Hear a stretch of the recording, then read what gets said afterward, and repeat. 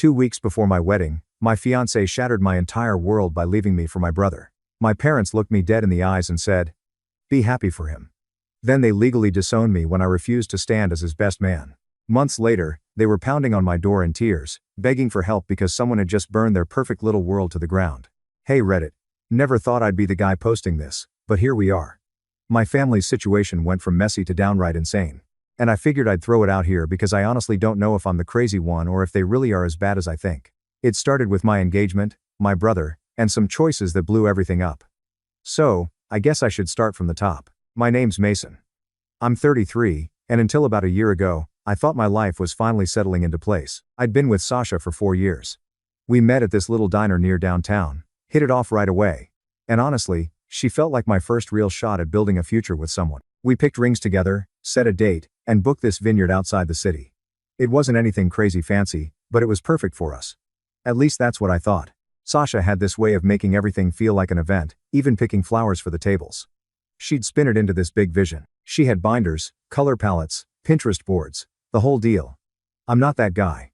I was just happy she was happy. And I figured that's what marriage was going to be. Everything seemed on track until Chester came back. My younger brother, 2 years behind me, but always ahead in everyone else's eyes. He had just finished some MBA program in London. And my parents couldn't shut up about him. Chester this, Chester that. Chester starting his own consulting firm. Chester's connections overseas. Meanwhile, I'm just the other son with a steady job. That's how they always introduced me. Not my title, not what I'd achieved, just the other one. At first, I was glad Chester and Sasha got along. You want your fiancé to like your family, right? They'd talk about markets and international business, stuff I honestly found boring. But then I noticed how often Chester's name started slipping into conversations. Chester thinks we should try this investment, or Chester said the market's going to tank. It started as background noise, then it was every other sentence. I ignored it because I trusted them both. 2 weeks before the wedding, my phone buzzes at work. It's Sasha. Her voice is weird, too cheerful, like she's rehearsed it. She says, "Can you meet me at the diner?" That same diner where we met. I had a knot in my stomach before I even got there. She was already sitting at the table when I walked in. The exact one where we had our first date. Except this time, she couldn't even look at me. She had the ring box in her hand. "I can't marry you, Mason," she said just like that. No build-up, no hesitation. I laughed at first because what do you even say? I thought maybe it was cold feet. I asked if it was about some stupid fight we had over the guest list. She shook her head. "It's not that. I'm in love with Chester." It felt like the air got sucked out of the room. I didn't yell. I didn't flip the table. I just sat there staring at her, watching this person I thought I knew show me a version of herself I'd never seen. She tried to look sad, but it came off more like she was annoyed I wasn't making it easier for her. Then she slid the ring box across the table toward me, like it was some kind of parting gift. "I think you should have this back," she said, standing up to leave. She didn't even wait for me to respond. Just tossed it over like it was nothing and walked out. 2 hours later, my mom tells me to come over. She already knows. Not surprised.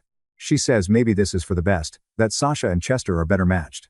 Dad chimes in saying Chester is more her speed, like they'd been waiting for this. When I asked if they were actually okay with my brother stealing my fiancée 2 weeks before my wedding, they didn't even flinch. Mom said, "People fall in love, Mason. Better now than after the wedding." Dad added, "You'll find someone else. Chester and Sasha are perfect for each other." Then Chester walked in, and there he was, wearing the graduation watch I'd given him, looking guilty, but not guilty enough to stop. He said, "Look, I know this is awkward, but we didn't mean for it to happen. We tried to fight it. We haven't even done anything physical yet." How noble of them, right? Then the cherry on top. Chester cleared his throat and asked if they could use my vineyard booking because Sasha loves that place. And it made financial sense since everything was already paid for. My parents actually nodded along like it was logical. So, let me get this straight. My brother takes my fiancée. My parents cheer him on. And now they want me to hand over my wedding too. That was the moment I knew. It didn't matter what I felt to them. Chester's happiness would always matter more than mine. Always. I didn't slam doors. I didn't scream. I just stood up and walked out. Sometimes silence is louder than anything you could say. A few days later, my parents called me again, but not to ask how I was holding up. They wanted to share the good news. Chester and Sasha were officially engaged. My mom sounded over the moon, like she'd been waiting for this announcement her whole life. Dad said it was fate that the two of them found each other. Meanwhile, I was sitting there thinking, fate? No, this wasn't fate. This was betrayal dressed up like romance. I scrolled social media that night and there it was. Sasha flashing her new ring in pictures, standing next to Chester with my parents grinning on each side of them. Comments rolling in from relatives about what a perfect couple they made. Not a word about me. Not even a message to check in. That was the night it hit me. I wasn't part of their family anymore. Maybe I never had been. I kept to myself for a couple of weeks after Sasha and Chester's big engagement announcement. And I didn't answer my parents' calls. Didn't reply to Chester's texts. Honestly, I didn't know what I could even say without losing my mind on them. Friends checked in at first, but how do you even explain this without it sounding made up? Yeah, my little brother stole my fiancée 2 weeks before our wedding, and now my parents are planning their engagement party. People don't know what to do with that. They just kind of nod and say, "Man, that sucks." Then change the subject. My parents showed up at my place uninvited one Saturday morning. I opened the door and there they were, smiling like nothing was wrong. "Mason," Mom started, smoothing her skirt like she hadn't just barged into my home. "We need to talk about Chester's wedding." I just stood there for a second. "Wedding? They've been engaged for like 2 weeks." Dad shrugged. "When it's right, it's right. They've set a date and things are moving quickly." I laughed, couldn't help it. "So, my fiancé dumps me for my brother and 2 weeks later you're here to plan their wedding with me. You hear yourselves, right?" Dad's voice went firm. "Enough with the victim routine. We're here because Chester wants you to be his best man." I actually thought he was joking. I laughed again louder this time. "His what? Best man?" Mom repeated like it was perfectly normal. "It would mean so much to him and to us. This is your chance to show you're the bigger person, to rise above all this pettiness and be there for your brother." I stared at them, waiting for the hidden camera crew to jump out. "You really think I'd stand up there beside him while he marries the woman I was supposed to marry 2 weeks ago?" Dad stepped forward, lowering his voice like he was giving me fatherly wisdom. "Think how it will look if Chester's own brother isn't standing beside him. People will talk. Do you want that kind of embarrassment hanging over the family?" There it was.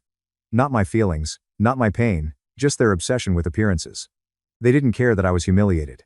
They cared that other people might notice. "You know what's embarrassing?" I snapped. "The fact that you let this happen. The fact that you both knew Chester had feelings for Sasha and decided not to warn me. The fact that you clapped when they announced their engagement instead of asking if I was okay. That's embarrassing." Mom's eyes narrowed. "We only suspected Chester liked her. We didn't want to stir up drama where there might not be any." "Not stir up drama?" I laughed bitterly. "So, you let me walk blind into a wedding while Sasha and Chester were already halfway there. That's not protecting me. That's setting me up." Dad's voice got sharp. "Mason, they tried to do the right thing. They fought their feelings. They didn't even sleep together until after she broke up with you." "Oh, wow. How noble," I shot back. "They waited a whole day to jump into bed. Guess I should be sending them a thank you card." The room went silent for a beat. Dad cleared his throat, resetting. "Regardless of how you feel, Mason, the wedding is happening. Chester is happy. Sasha is happy. And we expect you to be there as best man." I stood up staring them both down. "Let me make this clear. I will not stand at an altar next to my brother while he marries my ex-fiancée. I will not smile for pictures. I will not pretend this is some great love story. You can call it fate. You can call it family. But I call it betrayal. And I want no part of it." Mom's voice went icy. "You're overreacting. He's your brother. This is your chance to prove you're loyal to the family." "No," I said flatly. "This is my chance to prove I still have a shred of self-respect. Something you've all clearly forgotten about." They didn't stay much longer after that. More muttering about me being selfish. More disappointed looks. And then they left. I shut the door behind them and stood there for a long time, hands shaking, but heart pounding with this weird mix of anger and relief. For once, I hadn't backed down. A few weeks later, the wedding actually happened. I wasn't there. Obviously, I didn't send a card, didn't send a gift, nothing. I found out everything secondhand. Social media posts from relatives, group pictures with everyone beaming like this was the fairy tale ending they'd all been waiting for. They even held the ceremony at the vineyard I had booked, the place I'd spent months planning around. My parents uploaded photo after photo of Chester and Sasha in front of the same arch I'd chosen. Our son Chester finally getting his happy ending. Not a single mention of me. Not one. And sitting in my apartment, scrolling through all of it, I realized something else. Maybe this was the best thing that could have happened because now I knew exactly where I stood. I thought that was the end of it. They had their perfect wedding, their shiny Facebook pictures, their true love conquers all garbage. I figured maybe now they'd finally leave me alone, but I should have known better. My family doesn't quit. Not because they care, but because they can't stand losing control. At first, it was little things. My mom leaving voicemails about Thanksgiving, asking if I'd put the past behind me and come join the family table. My dad leaving these clipped messages about how it's childish to isolate yourself. I ignored all of it. Then one day, I came home from work and realized my front door was unlocked. At first, I thought maybe I'd been careless, but when I stepped inside, there they were, Mom, Dad, and Chester, sitting in my living room like they owned the place. My stomach dropped. The only way they could have gotten in was with the spare key I'd given my parents for emergencies. I guess in their minds, me not falling in line counted as one. "What the hell are you doing here?" I asked, dropping my bag. Dad leaned back on the couch completely calm. "We need to talk." "No."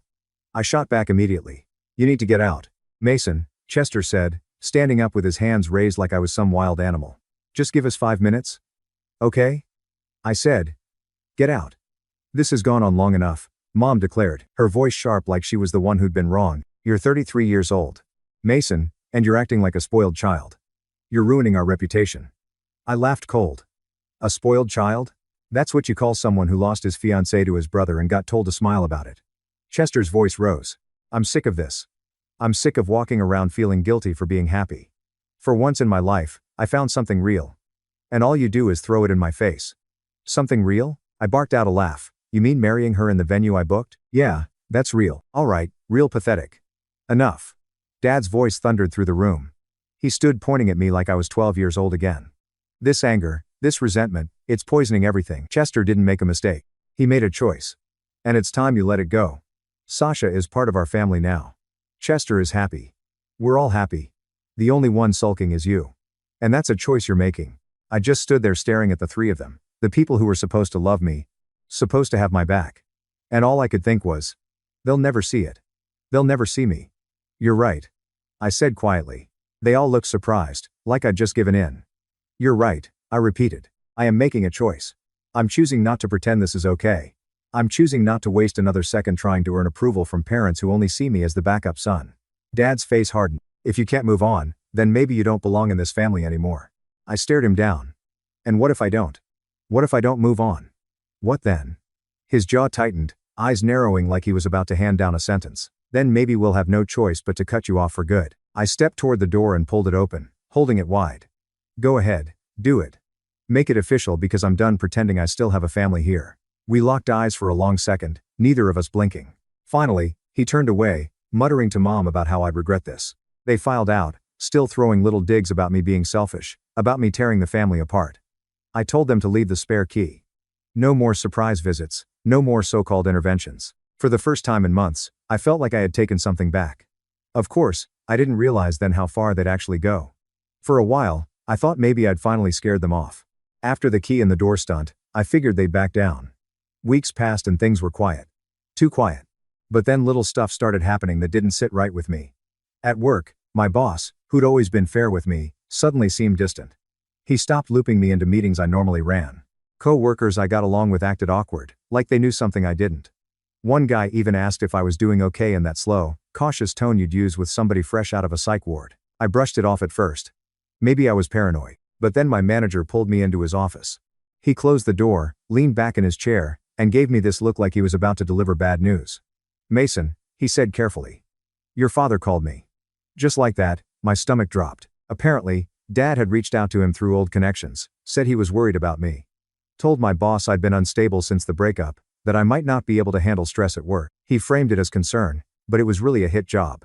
A way to paint me as unreliable so I'd come crawling back to the family for support. I sat there stunned, gripping the armrest of the chair so tight my knuckles hurt. My boss must have seen the look on my face because he quickly added, "I don't believe a word of it. You've been one of our most dependable people." HR even logged it as an inappropriate third-party complaint, which honestly just made you look better on paper. "I just thought you deserved to know."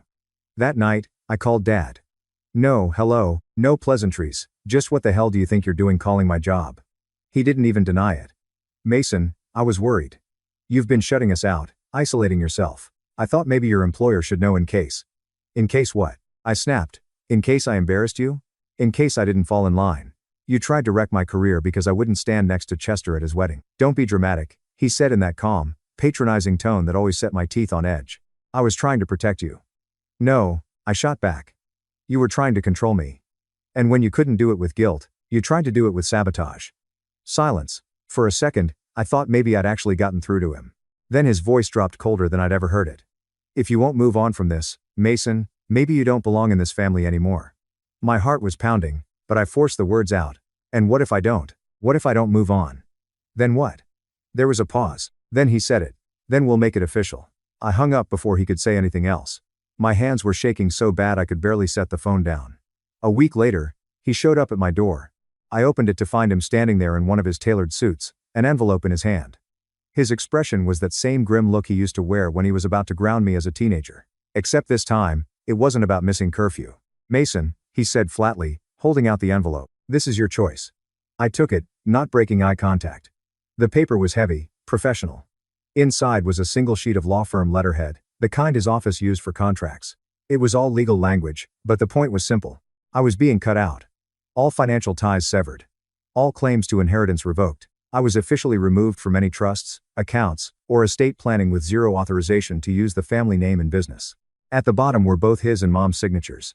I read it twice before I looked back at him. You actually did it. You forced our hand, he said like it was my fault. I forced your hand, I repeated slowly, by being upset that my brother stole my fiancée. You forced our hand by choosing bitterness over family. I laughed sharp and humorless. You mean by choosing self-respect? His jaw tightened, but he didn't back down. You chose pride over family. Chester has always been the better son anyway. We should have done this years ago. That one hit harder than I wanted to admit, but I didn't let it show. I folded the letter neatly, slid it back into the envelope, and handed it to him. You know what? You're right. This is what I chose. Thanks for making it easy. Behind him, I could see Mom sitting in the passenger seat of their car, staring straight ahead, refusing to even look at me.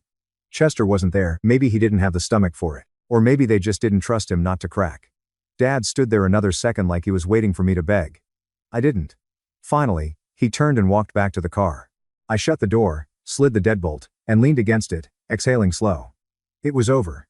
Or at least I thought it was because I still had no idea what was coming next. 3 weeks after they served me the papers, I thought maybe it was finally over.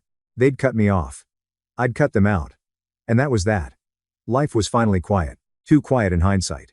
Then one morning around 6, I woke up to pounding so violent on my front door that it rattled the frame. Not knocking, not ringing the bell, fists slamming non-stop like they wanted to beat the hinges off. I sat up disoriented, then checked my phone. That's when my stomach flipped. 147 missed calls, 89 voicemails, over 150 texts, all from Mom, Dad, and Chester. The banging didn't stop. My name echoed through the wood like they were exorcising a demon. I could even hear Mom crying between shouts. Instead of rushing to answer, I got up, pulled on sweatpants, and padded into the kitchen. I set up the coffee maker and let it hiss and gurgle while they kept screaming. If they wanted my attention, they could wait until I had caffeine. At one point, I glanced through the blinds and saw my neighbor across the street standing on her porch in a bathrobe, arms crossed, watching the circus on my doorstep. The look on her face said it all. Your family's lost it. By the time I finally opened the door, they nearly collapsed inside. Dad looked wrecked. Shirt wrinkled, tie hanging loose, eyes bloodshot like he hadn't slept. Mom's mascara streaked down her cheeks, hair sticking to her damp face. Chester looked worse than both. Pale, sweaty, jaw twitching, his hair sticking out like he'd been yanking at it. Thank God, Dad muttered, shouldering past me. We need to talk. I leaned against the counter, coffee mug in hand. Do we? Last time we spoke, you made it official we weren't family anymore. Mom grabbed my arm with both hands, desperate. Mason, please just tell us what you did. Tell who what? I asked, deadpan. Don't play dumb, Chester snapped, pacing the living room like a cornered animal. The reporters. Somebody gave them everything. I raised an eyebrow. Reporters? The Jackson case? Dad said, his voice. They're running an expose. They know about the cover-up, the missing evidence, the intimidation.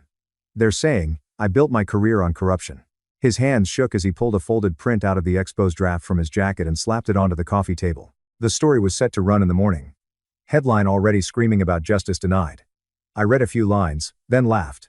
You seriously think I leaked this? I didn't even know there was a story until 30 seconds ago. You're the only one who had access. Dad shot back.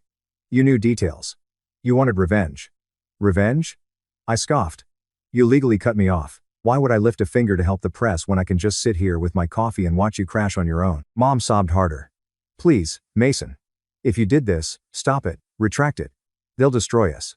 The firm, the family name, everything. I stared at her. You disowned me 3 weeks ago. You don't get to call me family now. The room went heavy. Chester froze mid-pace, his face pale. He jabbed a finger at me. It had to be you. Who else could have? You must have hacked Dad's office or gone through files. Or. Sure. I said. Grinning. I broke into the law firm archives, cracked the safe, and leaked it to the Times. All between shifts at work. Totally plausible, Chester's voice cracked. Shut up, you've always wanted to ruin me. Funny, I said. You're doing a pretty good job of that on your own. That's when his pacing stopped. His eyes widened like he'd just been shot. He ran a shaky hand through his hair. Oh my God. He muttered. It's Sasha. Mom's head whipped toward him. What do you mean? Chester's chest heaved. I told her after we got married, she wanted to know how the firm got so big. I thought she'd be impressed. So, I told her about Jackson, about how we pulled it off. Dad's face drained of color. You told her what? I didn't think she'd do anything. Chester's voice rose to a near scream. I thought she'd be proud of me. Proud of us. I never thought. Mom covered her mouth. Tears welled up again. Oh. Chester. I leaned against the counter, sipping my coffee. So, let me get this straight. You marry my fiancée. And now you're saying you also handed her the family's biggest skeleton in the closet, and I'm the one you accused. Shut up, Chester barked. His hands shook as he yanked out his phone. We'll see. We'll find out right now. He jabbed at the screen, slapped it on speaker, and set it down on the table. All three of them hovered over it like it was a live bomb. 4 rings. Then her voice. Calm. Controlled. Chester. What time is it there? I'm in meetings. Chester's voice cracked as he leaned over the phone. We need to talk now. On the other end, Sasha's voice came through calm and steady, like she was sipping tea while the world burned. Chester, it's early. I told you I'm in meetings all day. Don't play games. Chester snapped, his voice almost breaking. The papers. The story about my dad's firm. They have everything. Did you talk to them? There was a pause long enough that you could hear the silence buzzing. Then Sasha's laugh slid through the speaker. Not her bubbly fake laugh she used to throw around at dinner, but a sharp cutting one. You really don't get it, do you? She said finally. Mom gasped, covering her mouth. Dad clenched his fists. Chester looked like his whole world was collapsing right there in my living room. What do you mean? He whispered. Sasha's tone went cold. I mean, this was never about you, Chester. Or Mason. You were just convenient. Chester stumbled back like she'd slapped him. What? You were never my endgame, Sasha continued. You were my shortcut. The room froze. Even I stopped breathing for a second. Shortcut? Chester croaked. Shortcut to what? To your father, she said flatly. To his firm. To the case that ruined my family. Dad stepped forward, his voice booming. What the hell are you talking about? Sasha didn't hesitate. The Jackson case, the one you built your empire on, the one where you buried evidence, intimidated witnesses, and sent an innocent man to prison so your client could walk. That man was my father. It was like someone sucked all the air out of the room.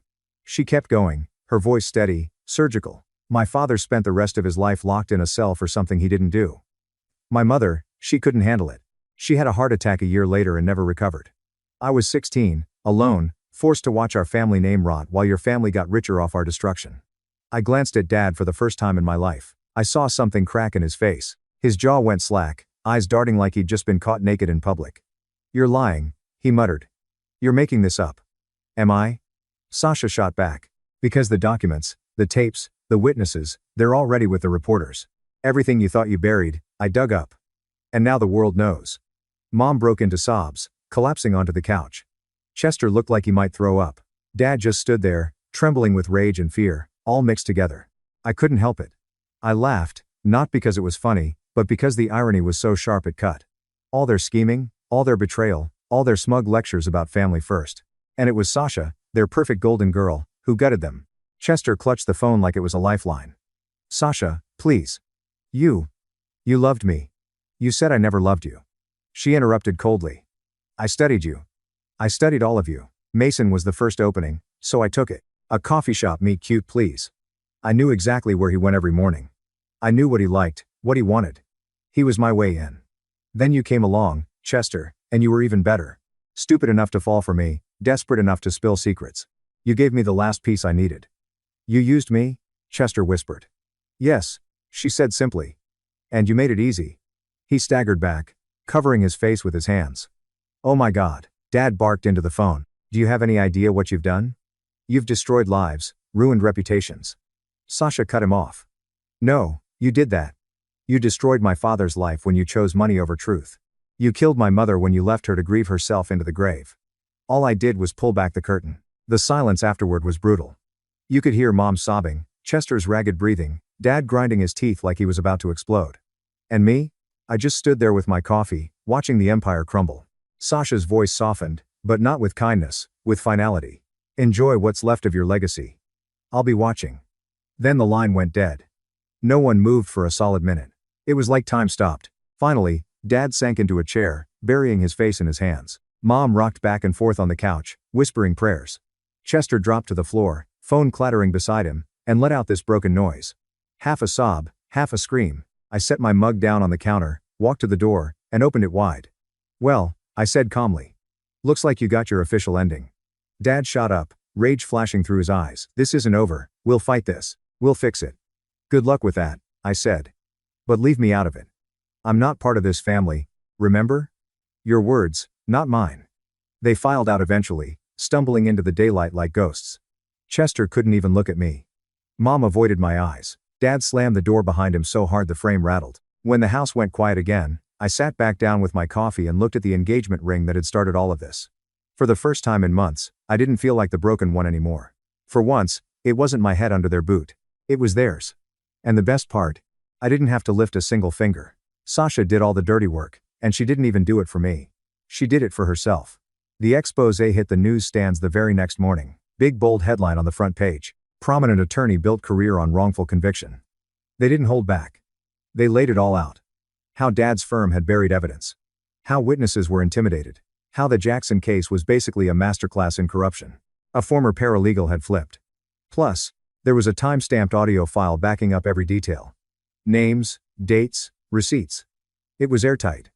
By noon, reporters were camped outside my parents' house. By evening, 3 of Dad's biggest clients announced they were cutting ties. And by the end of the week, the state bar had suspended his law license pending investigation. Years of smug speeches about ethics and family reputation gone in 7 days. I didn't go anywhere near their house, but I didn't need to. Neighbors whispered. Colleagues looked away. Even their church friends stopped coming around. Mom had been so obsessed with image her whole life, and now her own face was plastered on the news, looking like she'd aged 20 years overnight. Chester wasn't spared either. Word spread fast that Sasha had been the source of the leak. Their perfect marriage collapsed in record time. One day, they were posting smiling couple photos. The next Sasha was gone, moved her stuff out while Chester was at work, apparently. Took half the bank account with her, too. About a week later, my phone buzzed. Chester's name lit up the screen. Against my better judgment, I answered. Hello. All I heard at first was breathing, then Chester's broken voice. She took everything. I leaned back in my chair, staring at the ceiling. No, I said slowly. She revealed everything. Silence on his end. I could practically hear him falling apart. Then the line went dead. That was the last time we spoke. Mom, for her part, started therapy. Or at least that's what one of her sisters told me. I guess she's finally trying to face the decades of denial she wrapped herself in. Dad, though, he just withdrew. From what I hear, he barely leaves the house. A man who used to strut through courtrooms like he owned them, now hides from the mailman.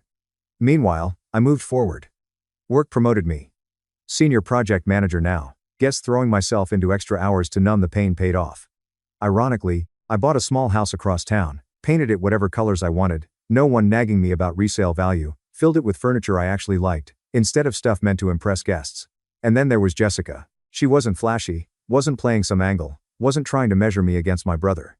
She just liked me. We met through a mutual friend, grabbed coffee, and for once, I didn't feel like I was auditioning to be good enough. She laughed at my dumb jokes, asked about my work like it actually mattered, and never once brought up my last name.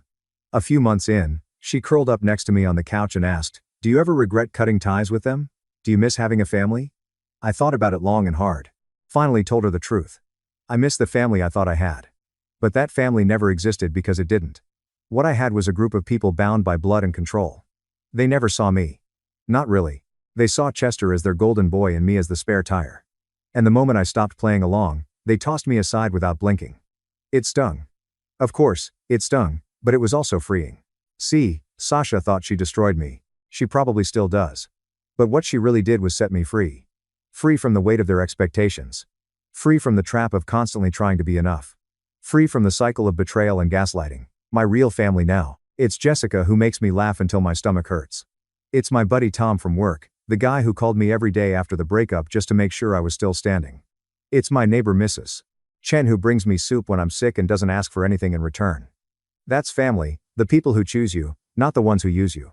And every time I think back to that engagement ring still sitting in its little velvet box, I don't feel the old sting anymore. I feel relief. Relief that I didn't marry into a life built on lies. Relief that I dodged a bullet I never saw coming. Dad's firm is gone. Chester's marriage is gone. My old life is gone. And good riddance. I finally get to build something real. Something mine. And for the first time, maybe ever, I'm not looking for their approval. I don't need it. I never did. Because family isn't about blood. It's about who shows up when everything falls apart. And mine's finally worth keeping. Thank you so much for watching until the end. If you really like our videos, please don't forget to like, share, and subscribe. Have a great day.